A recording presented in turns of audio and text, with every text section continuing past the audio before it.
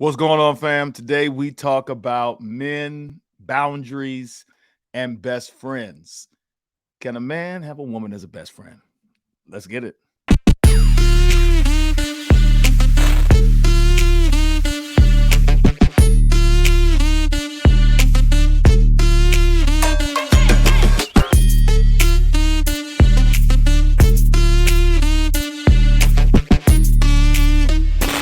Welcome to the Get Your S.H.I.F.T Together Men's Podcast with your host, Dr. Myron Edmonds.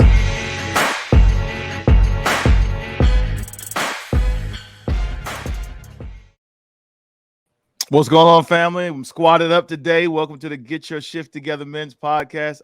I'm all the way squatted up today. Got all the brothers in the building. But before we jump in and talk to them, you know that the Men's Breakthrough Conference is coming up. And you know that you need to be at this men's conference. And you know that this is the premier men's conference for brothers who want to win in the things that matter. And you should know by now that it's going down in Atlanta on May 5 and 6. And you know you need to register. Go to the website, www.mensbreakthroughconference.com. It's going to be amazing. Wesley Knight will be in the building. Michael Kelly will be in the building. Seth Lorda will be in the building. Jason O'Rourke will be in the building. I'm telling you, we are squatted up. But it's not the speakers. For those who have attended before, this conference has been a conference about the experience. There's something special that happens when you have a bunch of men coming together to be vulnerable for the express purpose of experiencing breakthrough. I've never experienced anything like it. And I promise you, you need to get your spot right now. We only have 100 spots, fellas. Go to the website and register right now, mensbreakthroughconference.com. I'm squatted up, as I said. I got the good brothers in the house today. Fellas, what's good, man? I see we got Coaxum here. We got Lance J is back. He's been on a little bit of a hiatus, had some computer problems. And, how does a media mogul have computer problems and it puts him out indefinitely? It sounds like an Anthony Davis type of excuse, some type of injury. And then we got DJ Walk. Today is his birthday. So we are definitely going to be going on him all day long. We notice this is the only day out of the year that he has promised some good loving. The only day. Hey.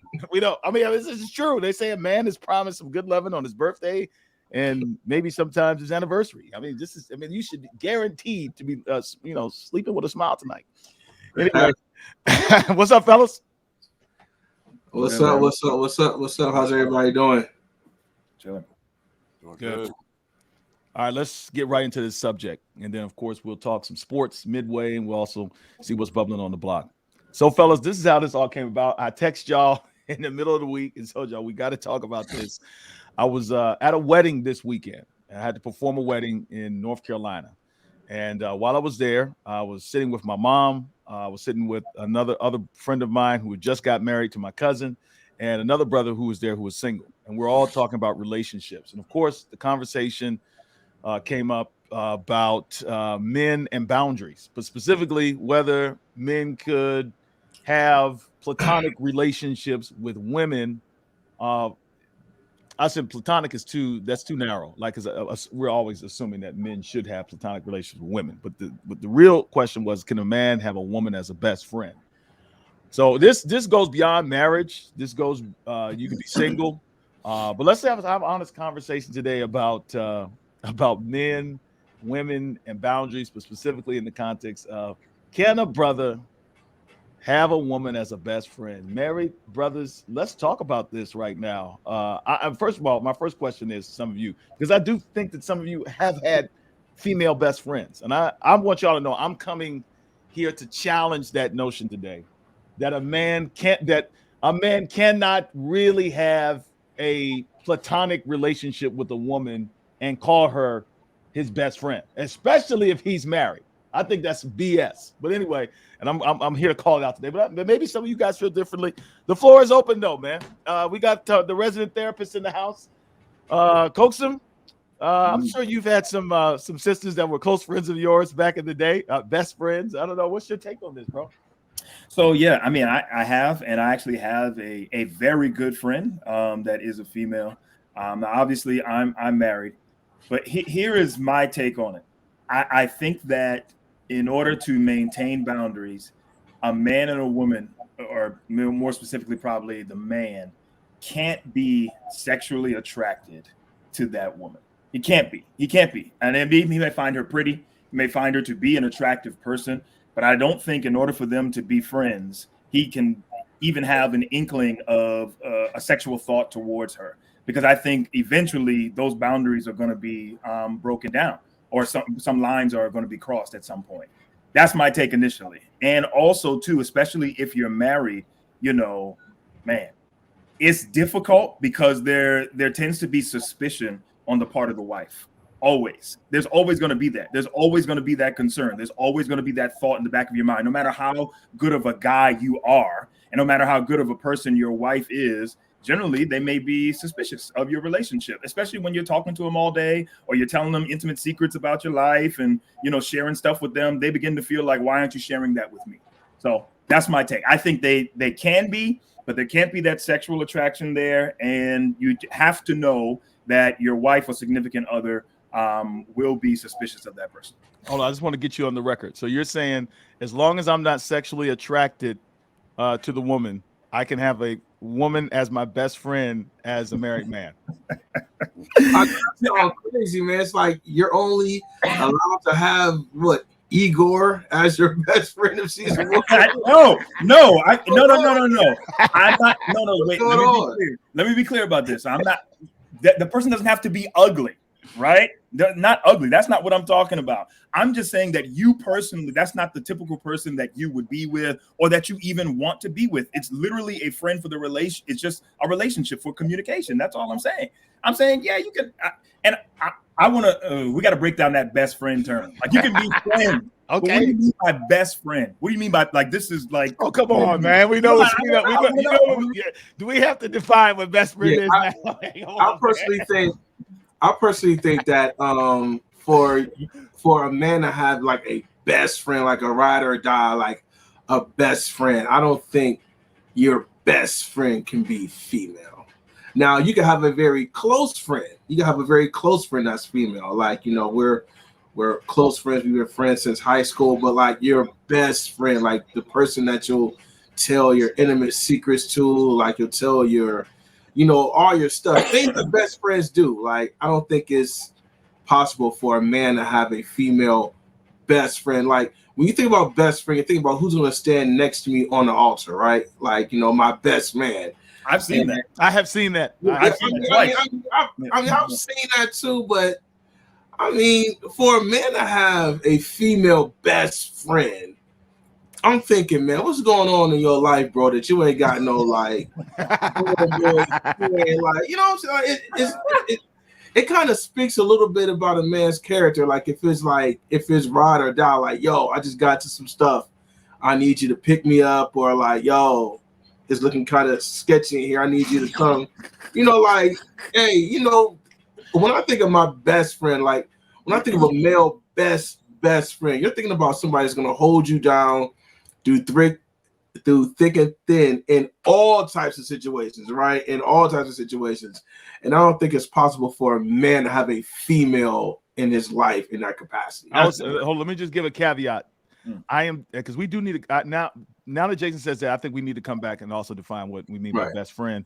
But what I'm saying before we go to Jay is that this is obviously not family, because I have some friends of mine and relatives of mine who grew up with cousins and so forth, and they're very close. You know what I'm saying? And that's their closest friend, even though they're family. But I'm not talking about family. I'm talking about people who are not flesh and blood, where, these are just, where you possibly could have a relationship with them if it were, if the doors were open. But anyway, Jay, what's your thoughts? Well, I've been married less than all you gentlemen, so I have infinitely less knowledge and wisdom. I think everybody is different. First of all, I'll just be honest, man.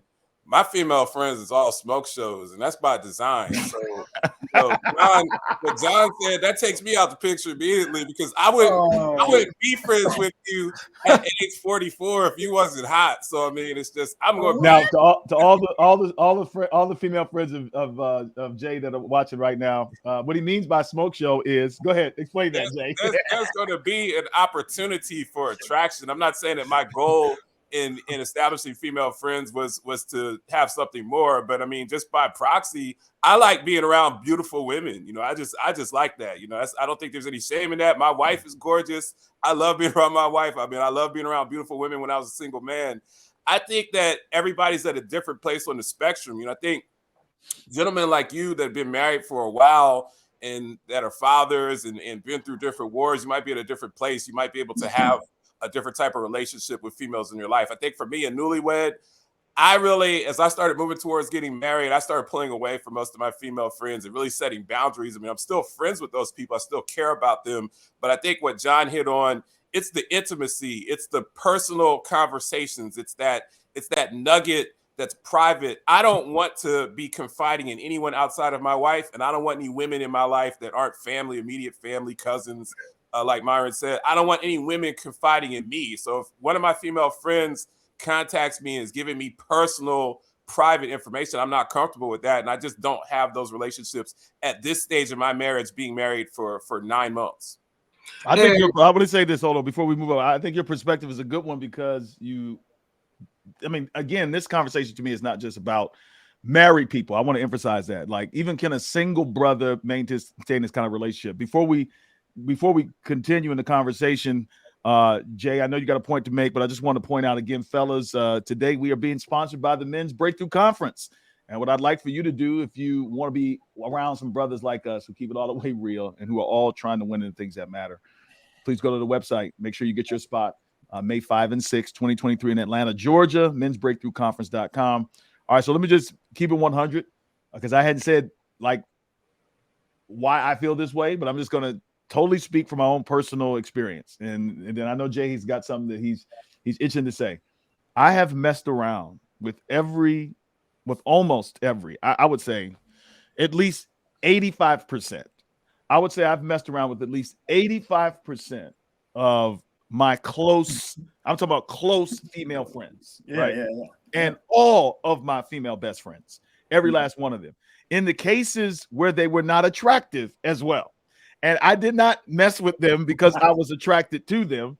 I messed with them because I did not know how to say no in the dark. I'm just saying that's my experience. My experience has been, even if it's not me that's attracted to them, it's hard for me to believe. It's just hard for me to believe. And I'm sure that there's some random exception out there somewhere that a woman that you are not attracted to is not attracted to you. If she wants to be your best friend and she's connected with you and you're a good looking guy, carry yourself well, we all know it has nothing to do with looks with a man. It's about how he carries himself. If she trusts you that much to be her dude, you know what I'm saying? To be her ninja, then you know she's attracted to you. I'm just curious to know, for those of you guys who have had female best friends, and have y'all had female best friends? Just yes or no. Have you had female best friends? Yes. Yeah, sure. Did either you like them or did they like you? Or is there anybody here that can say, nah, it was totally platonic? Please tell. I'm here. I want to know this. I've had female best friends, and it has completely been totally platonic. How?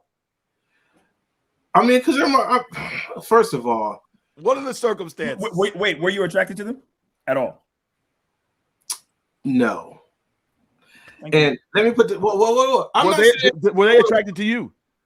Let me put the caveat in there. I'm not saying they weren't attractive. I agree. Yes, I'm with you. I personally was not attracted to them because of circumstances. Is one of my female friends is an ex of my best friend. And I have a little life rule that I go by. I will never go behind one of my friends. That's one of my things. I never go behind one of my friends.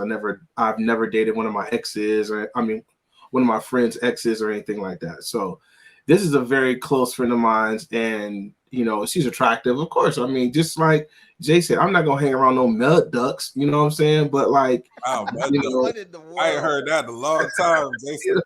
I ain't hang around no mud ducks, but it's like, and ladies, you are all beautiful in your own way. You are all beautiful. Don't you know what I'm saying? So don't slay me for that. But anyway, it's I'll say it comes with circumstances. Like I was not attracted to her, or I am not attracted to her because of who she is in my life and the history that we have. Now, sometimes we go out to get a bite to eat or whatever, and dudes come up and try to holler. I'll be like, hey, play, that's all you. I'm ringed up out here. So it's not her attractiveness, it's just our history. And that's all I gotta say about that. And I will say this. Life happens, right? So that ugly girl that you was cool with in junior high, she grows up and be a baddie. That's true. That happens. Yeah. Are you gonna stop being her friend just because she bad now? Yes, I'm gonna stop being might her have best to. friend. You might have to. Yes. That's a business decision. You have to make a business I agree decision. with Myron. I really agree with Myron 100%. I agree. Hold on. How shallow are you? You can't be friends with your friend that you had since like elementary school when she was a girl with the pigtails and the snotty nose, and she grows up to be this baddie, and you like, nah, I can't be friends with you no more because we didn't say friends. So maybe we need to define what best friend is. What when we're talking? Honestly, it don't even got to be best friend. Close friends. Mm-hmm. I'm saying as a single man, I get it. It's different. You're single. Right. You don't have to worry about you don't have to worry about the threat to your marriage. Right. Or you don't have to worry about public perception per se. Right. So I understand that. But I'm just saying, be honest, though. Be honest with that thing. And I don't know how far you can go in this conversation because you said it was your friend. So I don't know what the history is there. But I'm saying you just said you were attracted to this woman. You were attracted to this woman. She was attractive. Yeah. So hold on. She could be attractive and me not be attracted to her. Right. I don't know what that means. I agree with that. Go ahead. Go ahead, Coach. In other words, that's why I started off by saying sexually attracted. I was very specific with that, right? Because you can be an attractive woman. You're an attractive woman. You're not ugly. I don't turn away from you. I don't want to throw up when I see you or whatever. You're an attractive woman, but that doesn't mean I want to sleep with you. There are attractive women out there that even if they, this is going to the extreme. If they stood before me butt naked, right? Like I don't even know if I wouldn't even want to. I could deny them. No way. Listen to what I'm saying, though, Myron. Listen to what I'm saying. What I'm saying is I would have the ability to deny them. But women that I am fully attracted to, I probably wouldn't have that ability because they're attractive and I'm attracted to them. I think years of pornography has totally destroyed my discernment.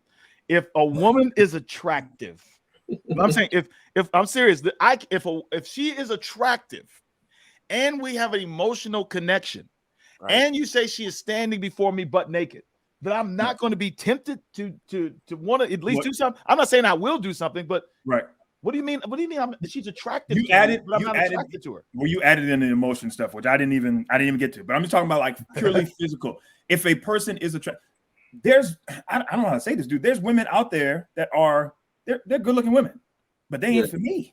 I'm not attracted to them. Yeah, but John, hold on, John. I'm not saying that it has to do with. Hold on. A lot of it has to do with, physical attraction is one thing, but I don't know, maybe I'm a different type of dude. I take into account like a chick's history. I take into it like who she is. Like Black China is attractive, but if Black China was in front of me, would I sleep with her? Like, no, you're a thought. You're like, I'm not gonna just sleep with anything because of attraction. Of course not, because you're a good dude. What I'm saying is, listen, what I'm saying, see, when these inappropriate relationships happen, a lot of times they don't happen because a guy is just because he's a bad guy. All right. What I have found happens is you're working with a person, right? Or Lance J, do you remember when we would travel on choir trips? Absolutely. That's what I was thinking about. We had no attraction to a person. Right. We knew their whole history because we were in school with them since we were kids. But there's something about circumstances. And this is what I think happens. Circumstances, maybe you're horny, you know what I'm saying? Maybe you've spent a lot of time together, you've traveled, you're tired. A pair of available breasts next to you. It's just human nature. That's what I'm saying. I'm saying so if you are attracted to her and she is attractive, I don't see how the two of those things could be mutually exclusive. How does that happen? We're talking about the potential of an affair, not like, I'm not saying you want to sleep with every woman that you see on the street, right? I'm just saying if a woman is let's just pick somebody random off. Like I don't know. All right, I'll give you a prime example. What's the woman's name who played in she didn't win an Oscar. What's her name? She's everywhere. Angela Bassett? Not Angela Bassett. You were old school too. No, but I'm picking somebody. You know, all right. Shucks. What's her name? How about Lori Harvey? Okay, all right, but pick Lori Harvey. Right. All right, what's your answer to that? Let's say you guys are you're on a work business trip.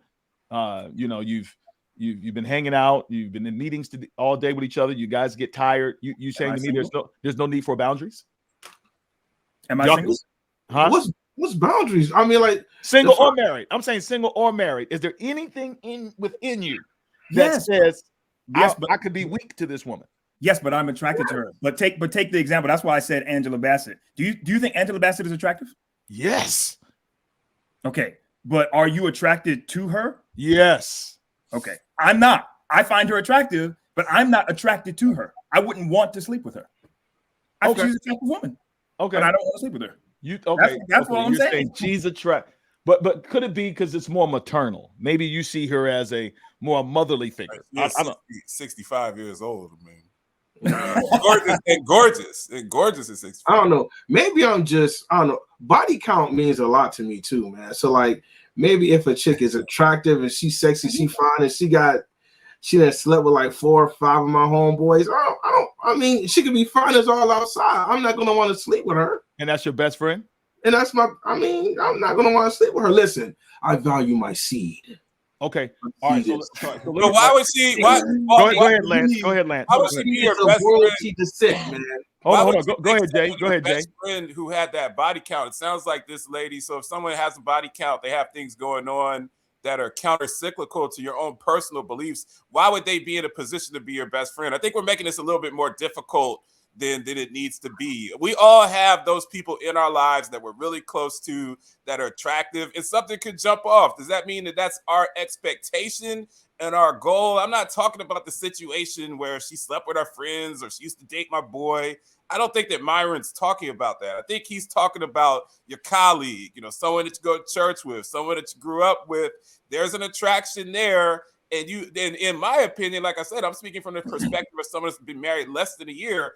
I'm very high on my boundaries list because I'm building my marriage. I'm not a vet like you guys. You guys might be able to take some mulligans and think your way through situations that I'm not prepared to do. But me personally, I don't want to confide in. I don't want to be close to at that level with anyone other than my wife because we're building that level of relationship. I think we all have those people in our minds, not Angela Bassett, you know, not our 5th grade teacher, you know, like on Martin when he was dating when Amon was his teacher and she came back to his life. I'm not talking about that. I think we all have people that we know and there's a level of attraction to. I think that's what Myron's trying to steer the conversation towards. All I want to say is this, and then we're gonna for all the brothers that are watching right now, we're getting ready to take just a brief break so we can acknowledge our sponsor today. But before we do that, I just want to say, as I've pastored for all this time, one of the things I found, and being somebody who's recovered from pornography, what I have found is that a lot of times affairs do not happen in expected situations, right? Now, I'm saying a lot of times you'll look at the situation, especially pastors. We've seen this when you're like, man, with her, like, or with him, like circumstances. I'm saying circumstances, context, maybe the current state that a person is in, right? Maybe he just had an argument with his wife. You know, I don't know, can create that. So I'm saying if we're talking about just a natural best friend affection with somebody, let's talk about that later as we get into the marriage piece, because I want to talk about exclusively from marriage. Before we do, Jay, there's some stuff that's been going on in sports, bro, that we got to pause right now and talk about. Go ahead, man. Jason, Jason tried to take your spot last week, and he talked about John Morant, but I want you to know he did a good job. I was shocked. I was very impressed. I want you to know. Go ahead, Jay. Not around you. Thanks for holding it down, Jason. I just want to talk briefly. This is a real great conversation, but I just want to talk briefly. One of the big stories that's come out is that Michael Jordan is looking to sell the Hornets, his stake in the Hornets, which is a significant stake. We all know that Michael Jordan, whether you think he's the GOAT or you think LeBron's the GOAT or Kareem's the GOAT, definitely a generational great. Definitely the movie Era is coming out that shows his transcendence with shoes and marketing. I think that Michael Jordan, we would all agree that he built the best marketing machine in the history of sports. You know, the guy was good looking. He had the shoes, he had the swag, he had the drip before swag and drip, all of that stuff. But I think it's interesting to see and kind of disappointing. You know, I don't want to tell Michael Jordan what to do with his money, but I hate to see an African-American owner divest because there's so few of us that sit at that table. You know, they're only in professional sports, the three major sports in America, there are only 100 seats. And now we have one less black man that has a seat at that table. And I wanted to talk about that. I know that whatever Michael Jordan is 60. So, you know, the harsh reality is that he's lived more of his life than he's going to live. I'm sure he's trying to figure out what to do with the rest of his life and what he's going to leave behind and beyond shoes and his legacy. But I hate to see a black man walk away from that table because we need more of us. We need more people in the Latinx community to be a part of that table. I even think we need more people. You might disagree with the LGBT community because of diversity. I think diversity is good for business when you have people from different backgrounds, women, African Americans. I think that makes for a better business from a longitudinal perspective, and that's what I wanted to talk about. Well, I'm definitely like Dave Chappelle. I think the black folks should be considered first. Black men, black women for anybody else. Yeah, that actually sucks. I don't know why Jordan is divesting interest. I don't know if we could even consider him to be a good owner, but unless He's a terrible owner. Yeah. Well, I mean, I'm saying unless you own the Golden State Warriors or the Spurs or the Cavs or any other team, the Milwaukee Bucks, then all of them are trash owners because nobody has won championships outside of those 5 or 6 teams in the past few years. But it almost feels like Jordan is allowing his competitive he hasn't won. And, you know, he hates to lose, and maybe he's just bowing out gracefully because he hasn't won. But and he has the NASCAR team, so he has Bubba Wallace, and that's true. They're moving up the ranks, becoming, you know, a top 10 NASCAR team. So he still has that itch. I think he thinks it's tarnishing his legacy personally, and I think he doesn't want to tarnish his legacy. I disagree. When I think about the Charlotte Hornets, I do not think about Michael Jordan as an owner. I think that, you know, I think that he didn't put a lot of money in our franchise. It has not had no return on investment that much. I think he's like, I might as well sell now. Sell while it's high. You know, you got Ball there, you know what I'm saying? He has created a market for them. So, you know, the stock right now could be rising on that team. And hey, what a better time to sell when the stock is high. To give context, Walk, the Suns just sold for $4.5 million. The Phoenix billion. $4.5 billion. $4.5 billion, excuse me, dollars. Jordan bought the Hornets for $275 million. So, you know, if franchises are selling for $4 billion, you know, he's probably going to make at least 10x the investment. You know, Phoenix is a bigger market than Charlotte. He's probably going to sell for at least $3.5 billion. So, you know, he's going to make a lot of money. That's interesting. They're saying Charlotte is going to be the next Atlanta. I'm hearing so much about Charlotte. It just does. The metrics don't make sense to me that this is a good sell right now, especially with Ball or whatever. Go ahead, Coaxum, jump in because we have to get to Jason's bubbling on the block take. We haven't heard this in a while. Go ahead. Yeah, no, I agree with what everybody said. You know, I heard what Colin Hurd was talking about. You know, the fact that Michael Jordan has been a loser and everything else besides his time in the league. You know what I'm saying? And this is one of those points. And I don't agree with that. I don't think that this tarnishes, you know, his legacy at all. He tried something. He clearly wasn't, you know, the greatest at it. But I agree with Jason. I mean, it's a good market. I love LaMelo Ball. I've always loved the Charlotte Hornets. I'm from South Carolina, so it's kind of like our team too. So I don't see a bad thing. I do wish that, you know, another black owner could step up, but if it doesn't happen, you know, it is what it is. That's a good take, Jay. All right, let's go. What's bubbling on the block, DJ Walk?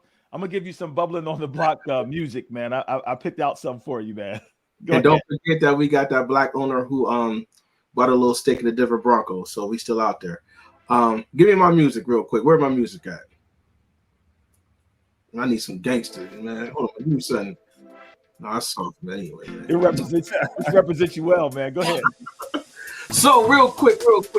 I need to have a class about how to conduct yourself on the internet, on the multiple internets, on Facebook, Twitter, Instagram. I need to have a class on how to conduct yourself because we have another fallen soldier that has fallen to the internet. Last week it was John Morant. This week, if you are in the hip hop world or just about to know, you know of a rapper called Tekashi 6ix9ine. Very controversial brother, man. You know, Mexican Latin brother, very controversial. Got into a lot of issues. Puerto Rican. He's Puerto Rican. He's Puerto Rican, man. He started with Latin, Puerto Rican, Mexican, all the same, right? Anyway. Hey man, we need to put the. Hey, this guy is having the very internet fail that he's talking about. Now all the DEI people are coming after him. Latin, Mexican, Puerto Rican, you know. Anyway, so. But yeah, we're all the same. We're people of color, right? Okay, all right. Brown and black brothers and sisters. Yeah, so you know, he started the whole rat phase or snitching phase, pointing out people phase. And you know, after that, he did not hide under a rock. He still came out, made music, flaunted money. And recently the young brother was in LA Fitness. I forget the city, I think it was Miami, LA Fitness, and they caught him lacking. Caught him in the bathroom, beat the brakes off of him. Why? What did they do that for? Listen, taped it on the internet, beat the brakes off of him, sent him packing. I think he was walking out the gym in his boxers with his face busted, looking like a complete clown, right? Looking like a complete clown. So did not condone violence. They said he looked like Martin after he fought Tommy Hearns. Exactly. So to make a long story short, people, what you do on these internets will catch up to you. Mercy. They will catch up to you. You still have to live and walk and breathe outside.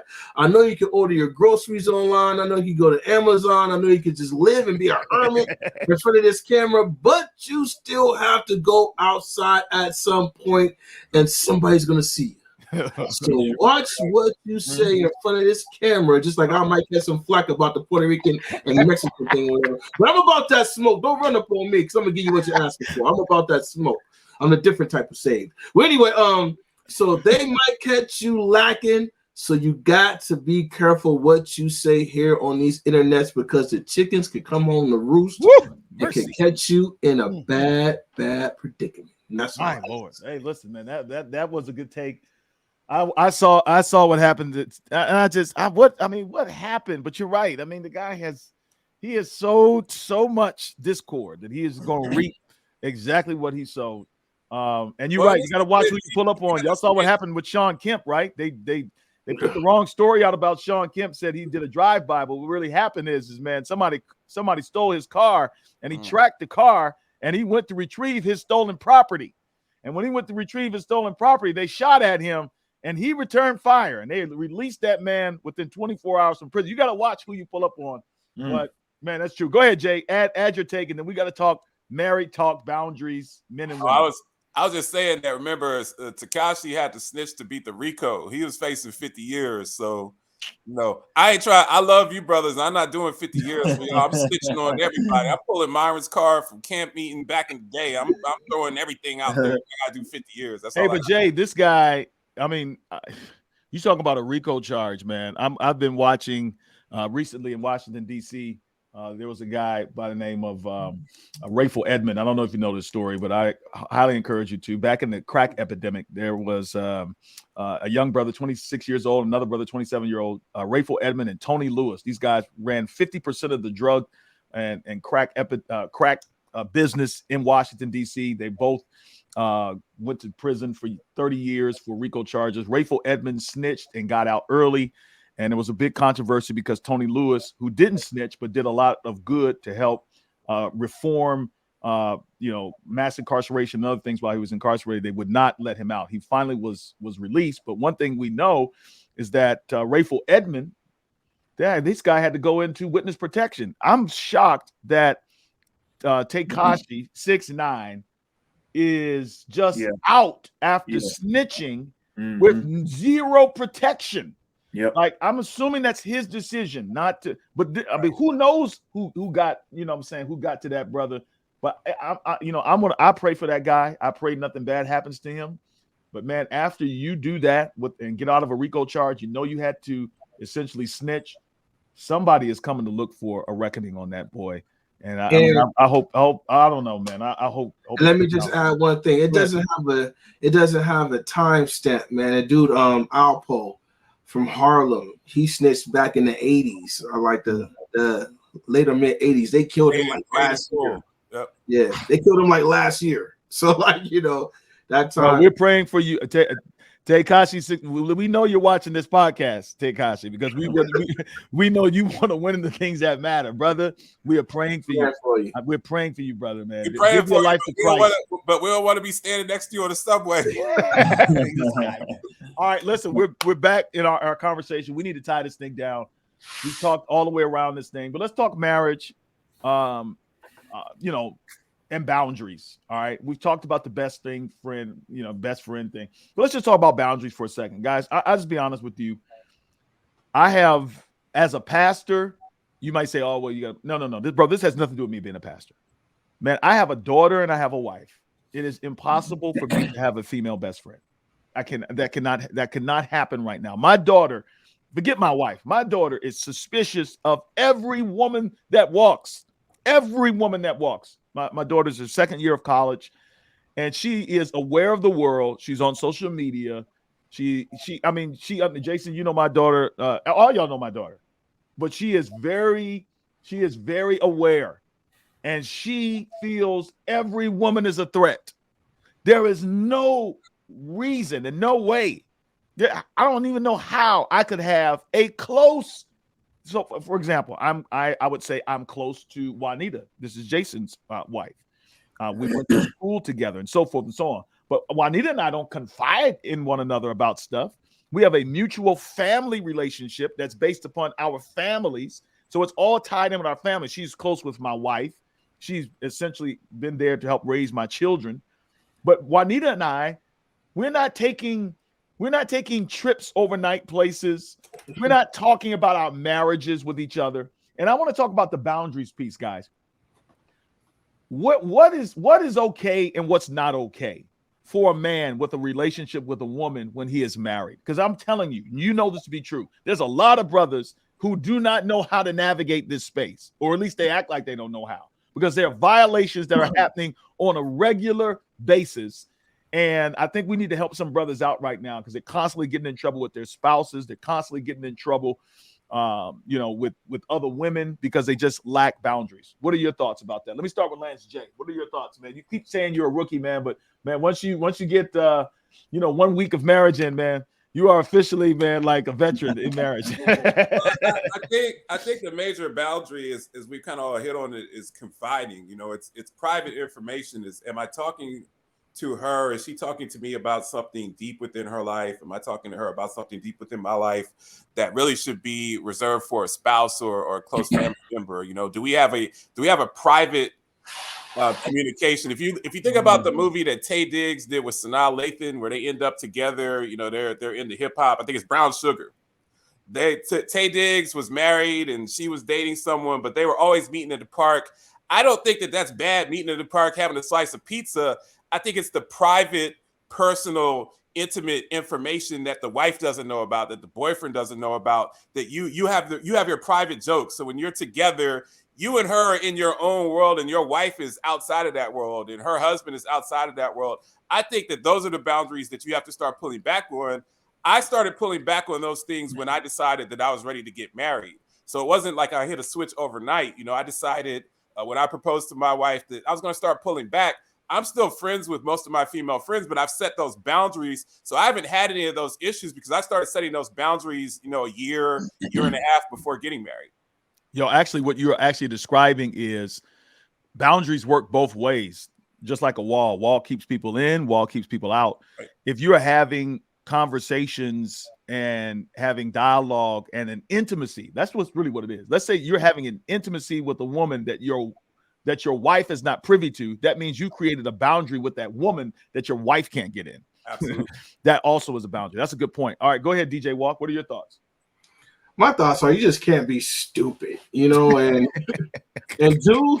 do to others as you would want done to you, man. Of course, don't be an idiot. Of course you can't spend a night or go on an overnight trip with your female friend. I mean, just don't be an idiot, man. You know, when those conversations come up that could be intimate, you gotta know that you gotta back out of those. You know, would you want your wife going to Turks and Caicos with her male best friend? Of course not. You know, so you just gotta have some common sense. You know, and when you're married, you just always gotta have a respect for your marriage. So you know, don't do anything that will tarnish your marriage or make your marriage look bad or make your partner look bad. You gotta have some common sense with your friendships. When you get married or get in a serious relationship, just like Lance Jay said, you might have to start pulling back a little bit. And if they're your friend, they should kind of really understand why you're doing that, because you're about to go into another phase of your life.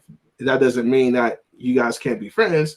That just means the parameters of your friendship may have to change a little bit. So. Yeah, I think a lot of married brothers that I talk to who find themselves getting in trouble are when you talk about stupid, there's a passage of scripture in Proverbs, and it talks about the adulterous woman, and it gives all these levels of how the guy goes from essentially being mindless and ignorant to being, as the scripture says, as a lamb going into the slaughter. You know what I'm saying? So it's just like, I think the point you make about like do unto others as you would have them do unto you. So let's flip that. Like, are you okay with what you're doing with this woman? Would you be cool if your wife was having that similar relationship with another? Right? Are you cool with the level of engagement, intimacy? Put your wife in that situation. Are you cool with your wife doing that? Are you cool with your mom doing that to your father? You know what I'm saying? Sometimes putting ourselves in those scenarios helps us to recognize like the gravity of what we're doing and how it may impact somebody. And then you got to know your woman too. Like, you know good and well that your woman is not going for this. And that's why some dudes be slick and they don't, and they have these private relationships and they keep stuff with their woman and they think it's cool. And I think that stuff comes back to get you. What are your thoughts, Coaxum? Boundaries. You're the resident therapist here, man. Guide us, brother. No, man. I mean, I think ideally, right, your wife should be your best friend. Period. Let's start there. Period. Your wife should be your best friend. Fact. And for me right now, my wife is my best friend. I don't really have a female best friend, but I have a very close female friend. And here's another point. I think that your wife, this is just me and my relationship. You guys may not agree. You don't have to say anything. But I think your wife should have access to that relationship. Right. Yeah. Almost full access, right? Full. Fact. And I mean, for me, just my phone, my wife has the passcode to my phone. I mean, I don't really have anything to hide. I don't really care. You know what I'm saying? And I also just don't want to create an atmosphere. Whoa. When I am. Whoa. She does. I mean, she does. And I have access to her phone too. But my point is, I don't want to create that. When I'm talking on the phone or whatever, and she's over there like, what you talking about? She doesn't have to do that now, because she knows if she ever wanted to see or get a transcript of my messages or anything like that, she can go and find that. There's no fear or anything like that. Now, I will say my wife did put me on notice with my close female friend and said, you know, after this time, you shouldn't be talking to her. If you're on the phone with her and I call, you need to switch over and talk to me. I think that's fair. And that's totally in bounds, unless, you know, some kind of emergency or something like that. My wife she does not want to feel challenged by another female who I have not made vows to. To me, that makes sense. And I'm willing to oblige her in that. But ideally, if your wife is your best friend, then that kind of cancels out a lot of this suspicion and problems that you may have. My wife and I have the exact same passcode. Whatever passcode on her phone is the same passcode on my phone. So I'm joking. That may not be for everybody. I get it, but I'm just saying that may not be for everybody. But I'm gonna put my foot in the ground on this. As they say in the military, I'm a foot stomp, bro. I feel like what you're saying about. So there's some brothers who say, well, my wife is not my best friend, but my boys are my best friend, or some guy. Like, it could even be men. Let me just say this right now. If your wife is not your best friend, I am concerned about your marriage. I agree.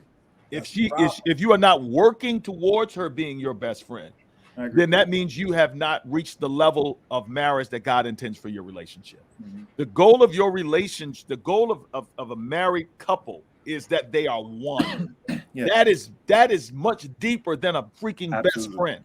That's not even in the same stratosphere. It's not in the same galaxy as best friend. When you're talking about oneness, that's a level of intimacy to me that no one should rival.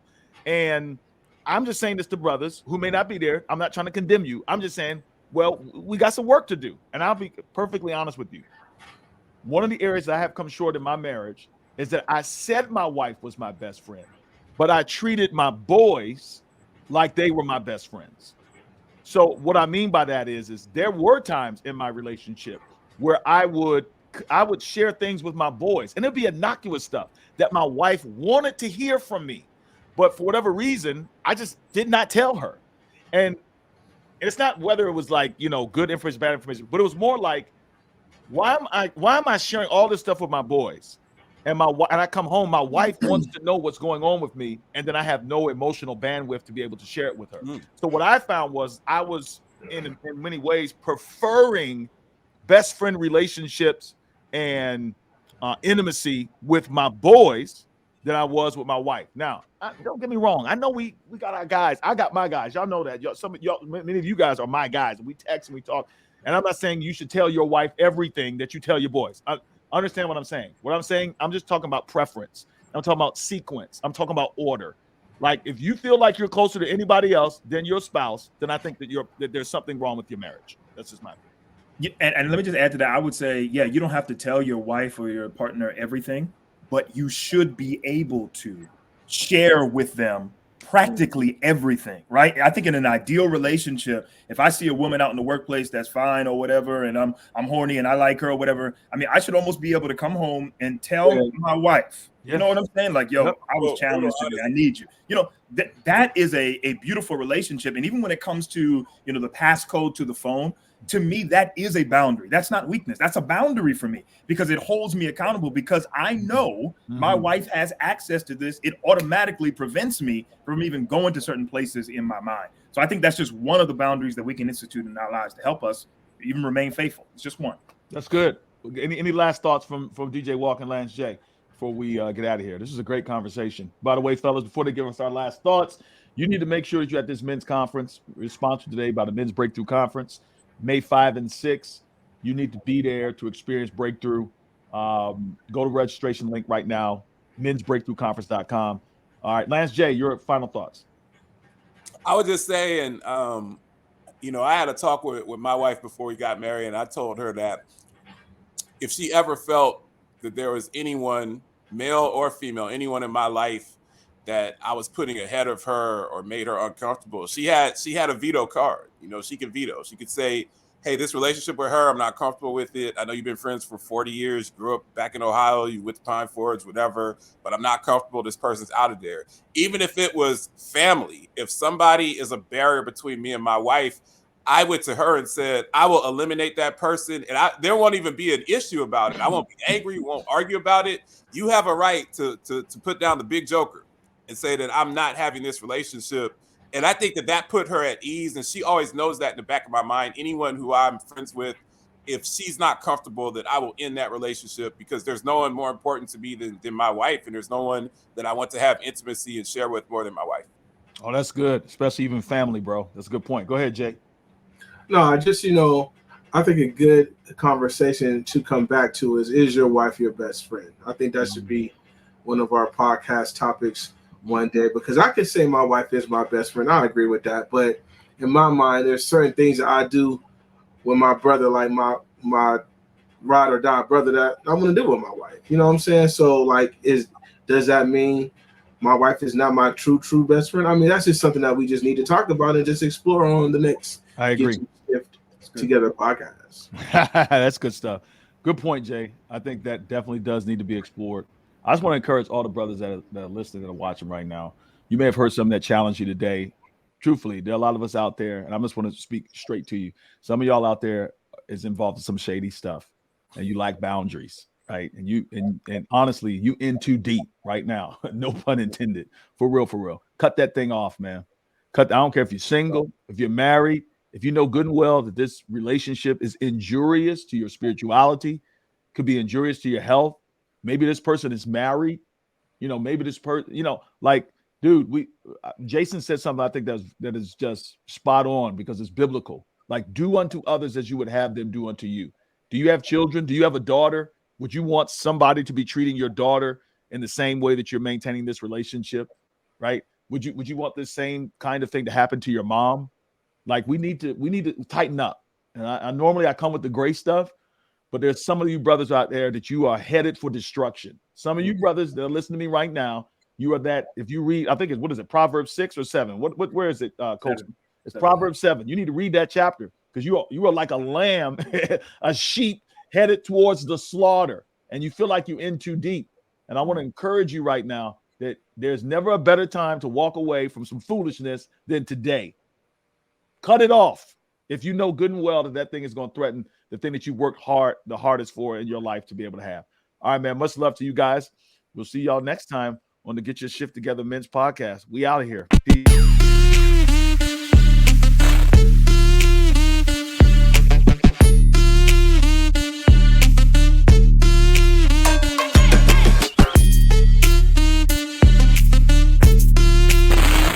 Thank you for listening to this episode of Get Your Shift Together Men's Podcast. For more information, please visit our website, menswinningscircle.com. That is, menswinningscircle.com. Let's win in the things that matter.